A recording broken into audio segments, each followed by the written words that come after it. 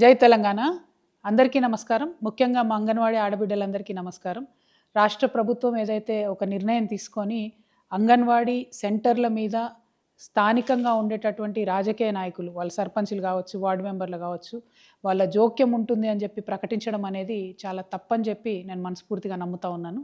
ఎందుకంటే anganwadi already women and child welfare కింద వస్తుంది.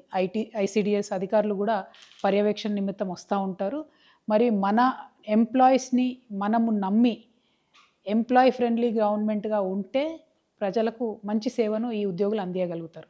అంగన్వాడీ పథకం పెట్టినప్పటి నుంచి ఇప్పటి వరకు మన తెలంగాణలో ఉన్న చిన్నపిల్లలకు పౌష్టికాహార లోపం లేకుండా, మన గర్భిణులకు పౌష్టికాహార లోపం లేకుండా ఎంత పనైనా సరే వాళ్ళే వంటలు చేసి పెడుతూ అంగన్వాడీ టీచర్లు కావచ్చు, అంగన్వాడీ హెల్పర్లు కావచ్చు, పని చేస్తూ మన తెలంగాణ సమాజానికి ఒక వెన్నుముక్కగా నిలబడుతూ వచ్చిండ్రు.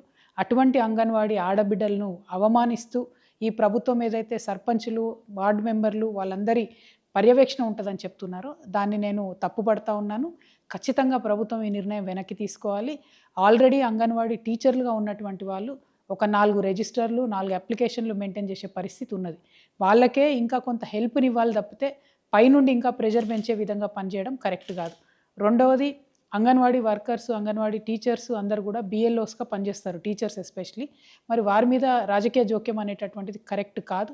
రేపటి నాడు ఎన్నికల్లో ఇంకొక అంశాల్లో కూడా ఒత్తిడి పెంచేటటువంటి ఆస్కారం ఉంటుంది. కాబట్టి ఈ నిర్ణయం తప్పు అని నేను మనస్ఫూర్తిగా నమ్ముతా ఉన్నాను. ఎట్ ద సేమ్ టైం ముఖ్యమంత్రి గారు నిన్న సభలో మాట్లాడుతూ ఆశాలది, అంగన్వాడీలది జీతాలు ఆపి మేము సంక్షేమ పథకాలకు ఇస్తున్నామని చెప్తున్నారు. ఇది కూడా అన్యాయం. ఆశాలకు, అంగన్వాడీలకు దాదాపు 12 నెలలు, 9 నెలలు, 6 నెలలు జీతాలు పెండింగ్ ఉన్నటువంటి పరిస్థితి ఒక పక్క.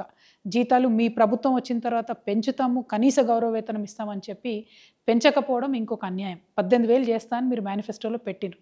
దానికోసం ఇంతవరకు మాట్లాడతలేరు. అవి పోగా మీరు సంక్షేమ పథకాల కోసం వీళ్ళ జీతాలు ఆపుతున్నామని చెప్తున్నారు.